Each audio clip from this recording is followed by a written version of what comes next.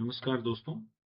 भारतीय ज्ञान परंपरा की इकाई 7 रसायन और धातु विज्ञान हम आज पढ़ने वाले हैं। आपका हमारे channel Indian knowledge systems and Hindi by Tarun में हार्दिक स्वागत है। साथियों, भारतीय ज्ञान परंपरा की इकाई 7 में रसायन और धातु विज्ञान नाम से एक इकाई है और आज हम इसको पढ़ने वाले हैं। तो चलिए शुरुआत करते हैं। पहली बात जो ध्यान रखनी है, भारतीय रसायन चिंतन का स्वरूप और सांख्य पातंजल दृष्टि। भारतीय ज्ञान परंपरा में रसायन और धातु विज्ञान केवल प्रयोगशाला की आधुनिक अवधारणा तक सीमित नहीं है। इनका संबंध पदार्थ, प्रकृति, पंच महाभूत, परमाणु, ऊर्जा, रूपांतरण, औषधि निर्माण, धातु प्रसंस्करण, रंग, गंध, क्षार, अम्ल, मिश्रण और धातु शोधन जैसी अनेक धाराओं से है। भारतीय रसायन चिंतन में दार्शनिक विचार और व्यवहारिक प्रयोग दोनों साथ साथ चलते हैं। यही कारण है कि पदार्थ की उत्पत्ति, उसके गुण, परिवर्तन, संयोजन और उपयोग पर सांख्य, न्याय वैशेषिक, आयुर्वेद, वेदांत, बौद्ध, जैन तथा रस शास्त्र जैसी परंपराओं में अलग अलग रूपों में विचार मिलता है। तो भारत में रसायन चिंतन और दार्शनिक चिंतन दोनों साथ साथ चलते हैं। भारतीय परंपरा में पदार्थ को केवल जड़ वस्तु मानकर नहीं देखा गया, बल्कि उसे प्रकृति, गुण, ऊर्जा और रूपांतरण की दृष्टि से समझा गया। अभी हम समझेंगे आगे कैसे इसे समझा गया है। सांख्य पातंजल प्रणाली इस संदर्भ में विशेष महत्व रखती है। सांख्य दर्शन में प्रकृति और पुरुष दो मूल तत्व माने गए हैं और इनमें से जो प्रकृति है उसे जड़ माना गया है, परंतु उसी जड़ प्रकृति में सृष्टि के विकास की संभावना भी निहित है। पुरुष चेतन साक्षी है और प्रकृति के यहाँ तीन गुण बताए गए हैं, सत्व, रजस और तमस। जब ये संतुलन की अवस्था में होते हैं तो सृष्टि अव्यक्त होती है। जब इनमें थोड़ा सा विक्षोभ या असंतुलन उत्पन्न होता है तो जगत की विविधता उत्पन्न होती है। अब प्रकृति के जो मूल घटक हैं, सांख्य दर्शन में प्रकृति को जगत का मूल कारण या शक्ति माना गया है। प्रकृति से महत, अहंकार, तन्मात्राएं, इंद्रियों और पंच महाभूतों का विकास माना जाता है और यह क्रम वस्तुतः पदार्थ और अनुभव लोक की उत्पत्ति को समझाने का दार्शनिक प्रयास है। यहाँ पदार्थ को स्थिर नहीं बल्कि विकासशील माना गया है। प्रकृति के अंतर्गत ऊर्जा, गति, परिवर्तन और रूपांतरण की संभावना पहले से ही विद्यमान रहती है और समय आने पर वह संपन्न होती है। तो सांख्य का सत्कार्यवाद एक सिद्धांत है। यह मानता है कि कार्य अपने कारण में पहले से किसी न किसी रूप में उपस्थित रहता है। कोई भी वस्तु शून्य से उत्पन्न नहीं होती, वह पूर्व कारण से रूप बदलकर प्रकट होती है। और यह विचार पदार्थ के रूपांतरण को समझने की भारतीय दार्शनिक पृष्ठभूमि है। रसायन विज्ञान की दृष्टि से इसे इस रूप में समझा जा सकता है कि पदार्थ नष्ट नहीं होता बल्कि उसका रूप बदलता है। तो साथियों, कोई भी वस्तु शून्य से उत्पन्न नहीं होती, वह पूर्व कारण से रूप बदलकर प्रकट होती है। ये हमारे यहाँ दार्शनिक चिंतन था। जो आधुनिक रसायन विज्ञान में इसको इस रूप में कहा गया कि पदार्थ नष्ट नहीं होता बल्कि उसका रूप बदलता है। तो आपको हमारे दार्शनिक चिंतन को और रसायन विज्ञान को, दार्शनिक चिंतन को, भारतीय गणित को, दार्शनिक चिंतन को और ज्योतिष शास्त्र को, इनको आपस में इंटरलिंकिंग करने की आवश्यकता है। तभी हम यूजीसी नेट परीक्षा की दृष्टि से इस पेपर को तैयार कर सकते हैं। अगला विषय ऊर्जा का संरक्षण और रूपांतरण है। भारतीय दार्शनिक चिंतन में ऊर्जा को आधुनिक भौतिकी की भाषा में नहीं समझाया गया है, उसी रूप में नहीं समझाया गया है, परंतु रूपांतरण, कारण कार्य संबंध और प्रकृति की अवस्थाओं के माध्यम से ऊर्जा समान विचार दिखाई देता है। सांख्य पातंजल दृष्टि में प्रकृति की अवस्थाएं बदलती हैं। अभी हमने जैसा पढ़ा था, पदार्थ, शक्ति, गति और परिवर्तन एक दूसरे से जुड़े हुए हैं और ये विचार बताता है कि जगत परिवर्तनशील है और परिवर्तन किसी नियमबद्ध प्रक्रिया के अंतर्गत होता है।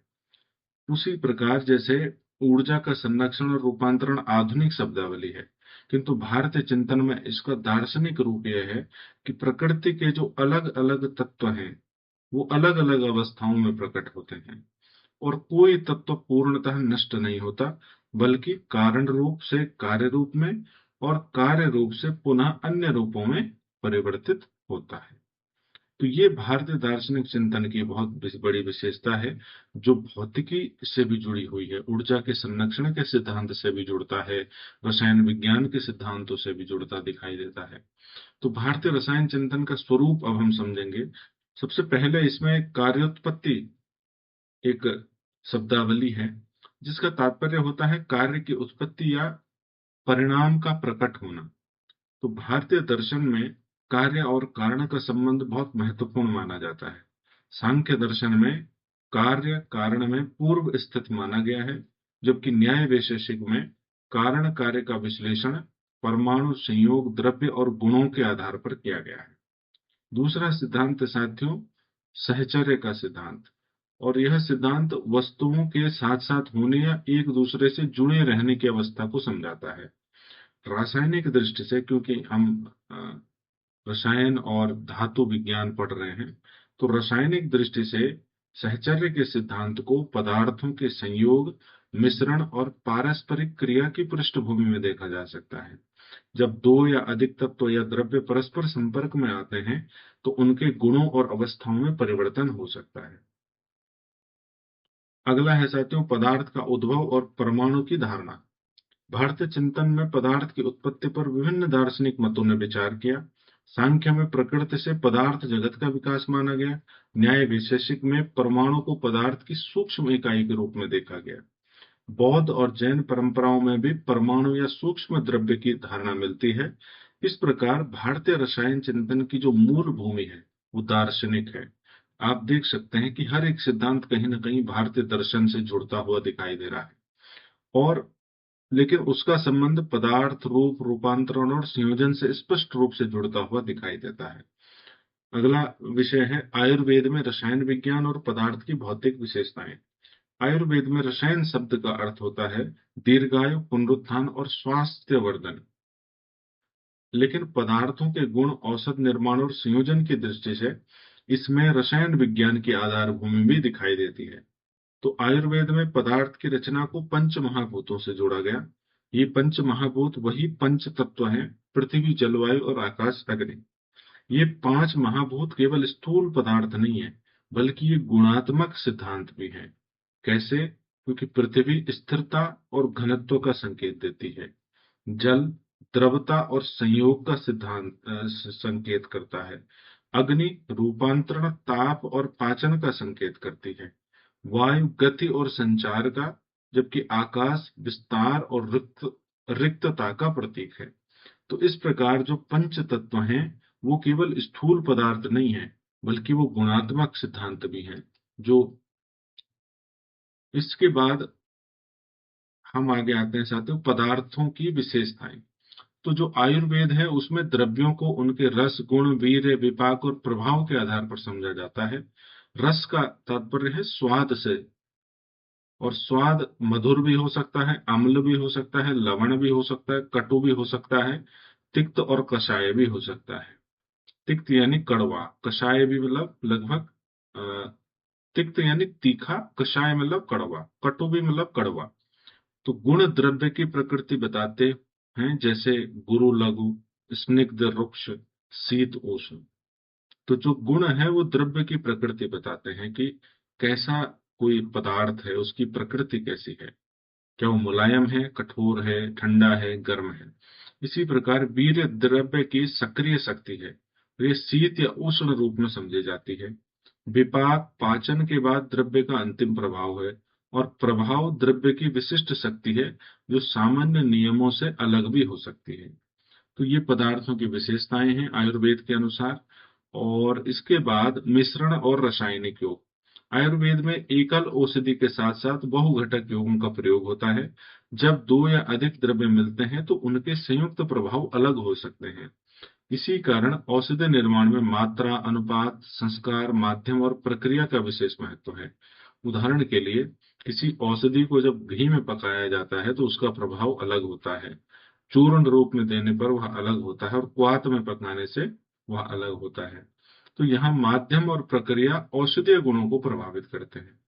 इसके बाद साथियों, भारतीय रसायन चिंतन में रस और गंध को समझते हैं, भार और क्षमता को समझते हैं। भारत के रसायन चिंतन में द्रव्य विशेषताओं के रूप में रस और गंध को महत्व दिया गया है। रंग से औषधि, धातु, रत्न, वनस्पति और खनिज की पहचान होती थी, और गंध का उपयोग सुगंध निर्माण, औषधि निर्धारण और पदार्थ की गुणवत्ता समझने में होता था। वराहमिहिर की बृहत संहिता में गंध युक्ति जैसे विषय इसी व्यापक पदार्थ ज्ञान को व्यक्त करते हैं। भार और क्षमता का मापन औषधि निर्माण और धातु प्रसंस्करण दोनों के लिए आवश्यक था। तो आयुर्वेदिक ग्रंथों में रत्ती, मास, कर्ष, पल आदि पारंपरिक मापन प्रणालियां मिलती हैं। द्रव ठोस, द्रव मात्रा, ठोस मात्रा और औषधि की खुराक का निर्धारण चिकित्सा में बहुत महत्वपूर्ण था। तभी एक निश्चित किसी रोग के निदान के लिए कोई औषधि तैयार हो पाती थी। तो ये सभी रसायन चिंतन का जो भारतीय स्वरूप है उसके अंतर्गत शामिल है। यूजीसी नेट परीक्षा की दृष्टि से हमें ये ध्यान रखने की आवश्यकता है कि भारतीय रसायन चिंतन और दार्शनिक चिंतन किस प्रकार एक दूसरे से अंतः संबंधित है। आगे देखते हैं सूक्ष्म दृश्य का आकार। भारतीय परंपरा में सूक्ष्म पदार्थों की कल्पना परमाणु, अणु, त्रस, रेणु आदि रूपों में मिलती है। आप परमाणु जानते होंगे, अणु भी जानते होंगे। त्रस रेणु यानी 3 परमाणुओं से मिलने वाला सूक्ष्म से सूक्ष्म कण। सबसे सूक्ष्म कण भारतीय दार्शनिक परंपरा में त्रस रेणु कहा गया है। आयुर्वेद और दार्शनिक ग्रंथों में यह विचार मिलता है कि स्थूल पदार्थ सूक्ष्म घटकों से निर्मित है। स्थूल यानी जो बहुत बड़ा, व्यापक है। और यह आधुनिक परमाणु विज्ञान नहीं है, परंतु पदार्थ की सूक्ष्म संरचना को समझने का प्राचीन दार्शनिक और अनुभवजन्य प्रयास अवश्य है।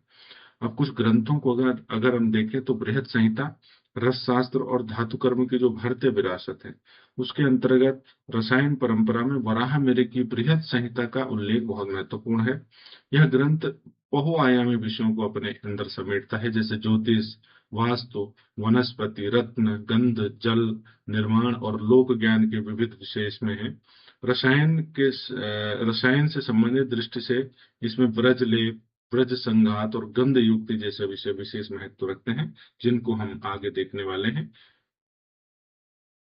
उससे पहले साथियों,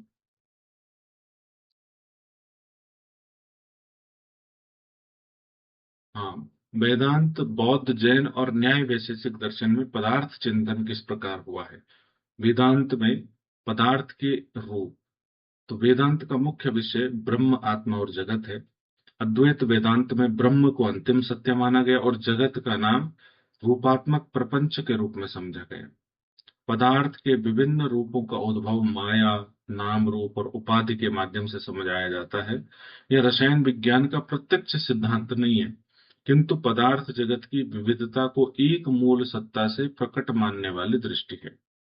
तो जिस प्रकार वेदांत, अद्वैत वेदांत में ब्रह्म को ही अंतिम सत्य माना गया है, उसी प्रकार पदार्थ में के जो विभिन्न रूप हैं, जैसे माया, नाम, रूप और उपाधि, इसके माध्यम से पदार्थ के विभिन्न रूपों को समझाया गया है। और यही माया, नाम, रूप और उपाधि, ये सभी जगत के नाम रूपात्मक प्रपंच हैं।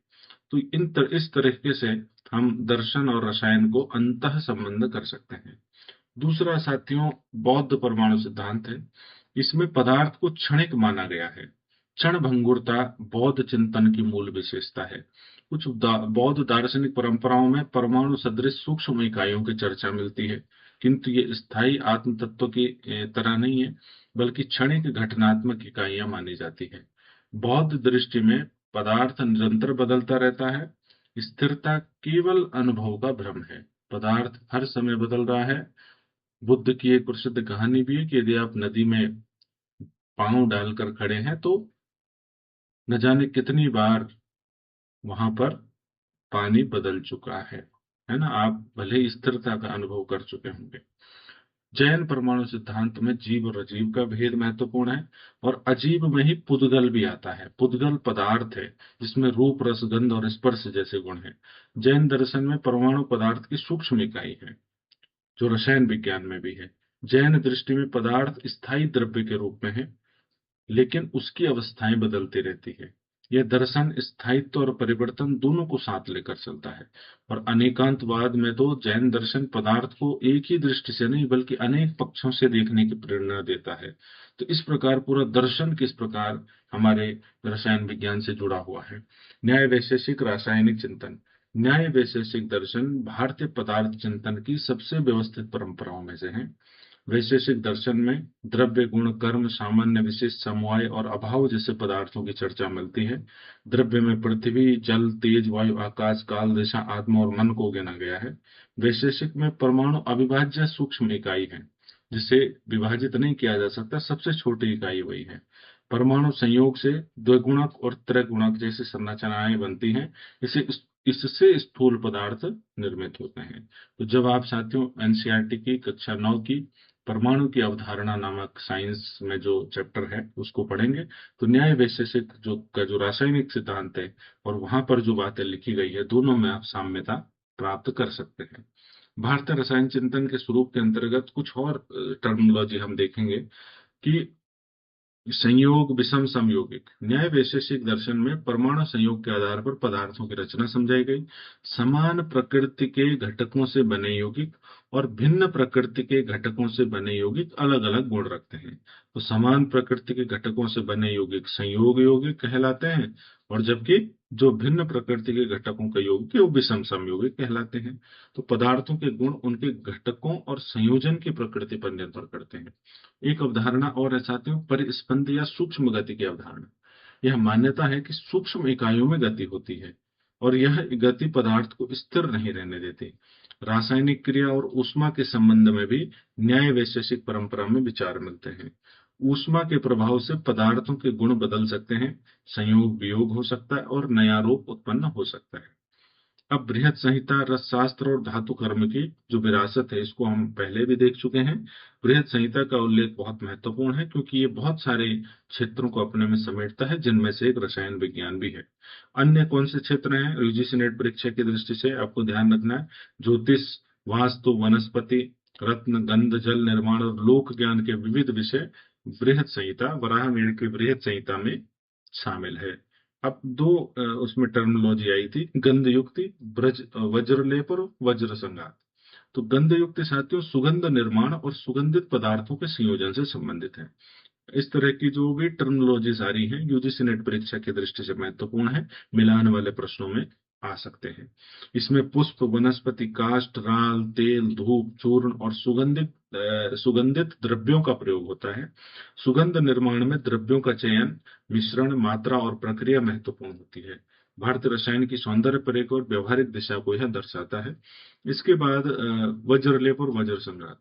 वज्रलेप का अर्थ ऐसे लेप मिश्रण से है जो निर्माण को मजबूत, टिकाऊ और जलरोधी, वाटर रेजिस्टेंस बनाने में सहायक हो।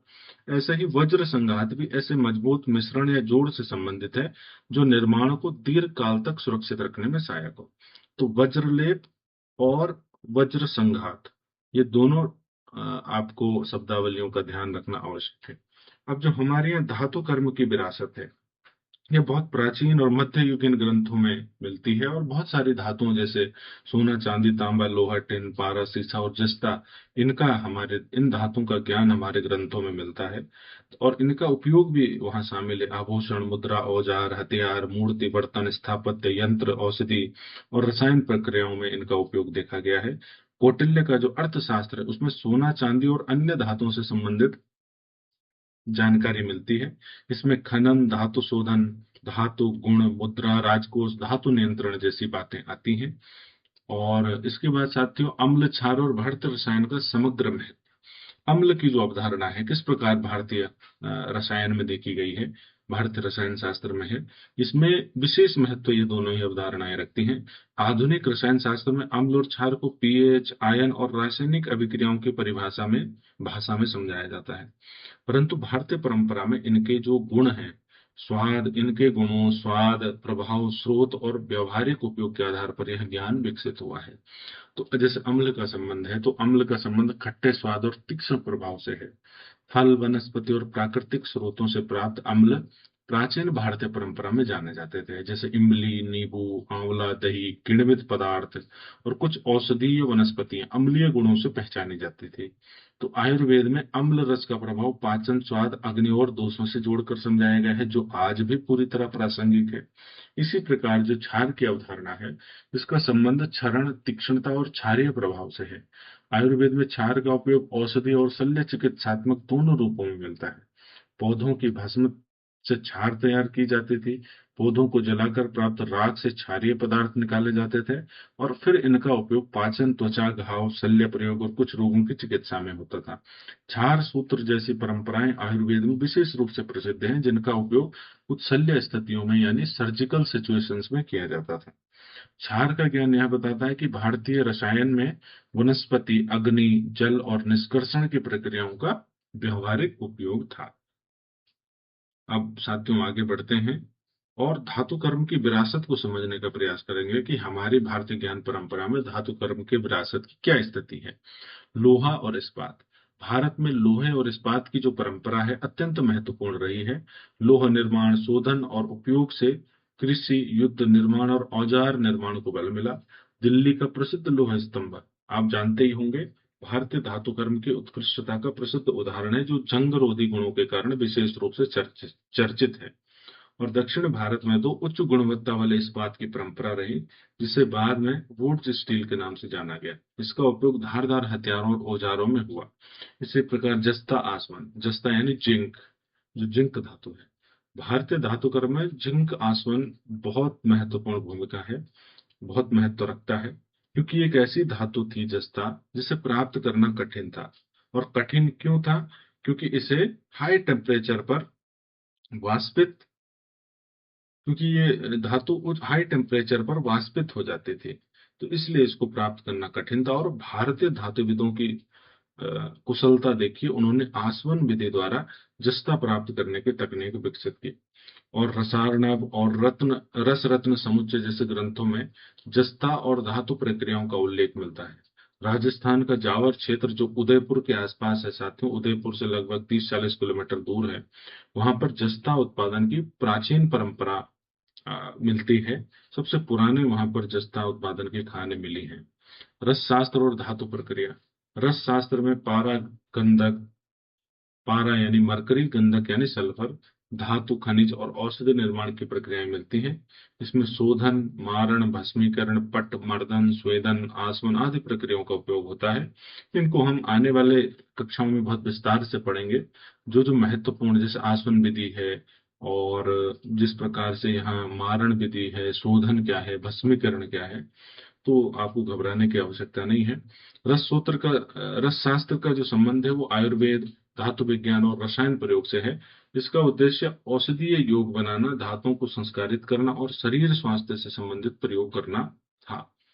रसायन और धातु विज्ञान का व्यवहारिक पक्ष देखेंगे और इसके बाद समाप्त करेंगे। किण्वन और आसवन।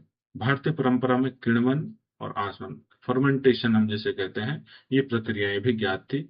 आसव और अरिष्ट आयुर्वेदिक औषधियों के ऐसे रूप में जिनमें किण्वन प्रक्रिया का उपयोग होता था, और इसमें द्रव्यों के गुणों का निष्कर्षण और संरक्षण संभव होता है। आसवन का प्रयोग होता था सुगंध, धातु, जस्ता और कुछ औषधीय प्रक्रियाओं में। किण्वन और आसवन यह दिखाते हैं कि भारतीय रसायन में पदार्थों को केवल मिलाया नहीं जाता था, बल्कि नियंत्रित प्रक्रिया से उनका गुण परिवर्तन भी किया जाता था। तो रसायन और धातु विज्ञान का जो व्यवहारिक पक्ष है वो अत्यंत व्यापक है। इसमें औषधि निर्माण, धातु शोधन, धातु मिश्रण और आभूषण, मूर्ति, मुद्रा, औजार, हथियार, रंग, सुगंध, लेप, क्षार और शोधन का ज्ञान, सॉरी, अम्ल, भस्म और निर्माण सामग्री शामिल है। इन सब में साथियों, इन सब में पदार्थों के गुण, ताप, प्रक्रिया, मिश्रण और शोधन का ज्ञान आवश्यकता। भारतीय परंपरा में रसायन का संबंध जीवन से था। आयुर्वेद में यह स्वास्थ्य से जुड़ा, रस शास्त्र में धातु और औषधि से, स्थापत्य में लेप और पदार्थ संरक्षण से, और धातु विज्ञान में यह खनन से जुड़ा, गलन और शोधन से जुड़ा। धातु विज्ञान में तीन प्रक्रियाएं, खनन, गलन और शोधन। और पाक शास्त्र में किण्वन। तो किण्वन में क्या होता है साथियों, कि जो सूक्ष्म जीव हैं, जैसे ईस्ट है, वो ऑक्सीजन की अनुपस्थिति में शर्करा को अल्कोहल और कार्बन डाइऑक्साइड में बदलते हैं, जिसे फर्मेंटेशन हम लोग कहते हैं। और इसी प्रकार एक आसवन जो विधि ऊपर आई है, डिस्टिलेशन, एक भौतिक प्रक्रिया है। इसमें कम अल्कोहल वाले किण्वित तरल को उबालकर वाष्प को अलग किया जाता है। तो किण्वन का प्रयोग मुख्यतः शराब निर्माण में होता था, और जैसे बियर, वाइन, इनका ब्रेड बनाने में इनका उपयोग होता है। और यह अवायवीय गतिविधियां हैं, इनमें वायु की आवश्यकता नहीं होती है। इसी प्रकार जो आसवन है, आसवन का उपयोग भी उस समय, आज के समय में डिस्टिलेशन इसे कहा जाता है, और तेज शराब बनाने में इसका उपयोग होता है। तो इसको हम आने वाले समय में बहुत विस्तार से पढ़ेंगे। अभी के लिए बहुत बहुत धन्यवाद। यूजीसी नेट परीक्षा की दृष्टि से जो महत्वपूर्ण है साथियों, उसको हम लगभग कंप्लीट कर चुके हैं इसमें। लेकिन हाँ, कुछ ऐसी टर्मिनोलॉजीज हैं जिनके लिए हमें और ऑथेंटिक बुक से आपको और गंभीरता से पढ़ाने की आवश्यकता है। आने वाले समय में हम इसको और विस्तार से पढ़ेंगे। बहुत बहुत धन्यवाद। जय हिंद।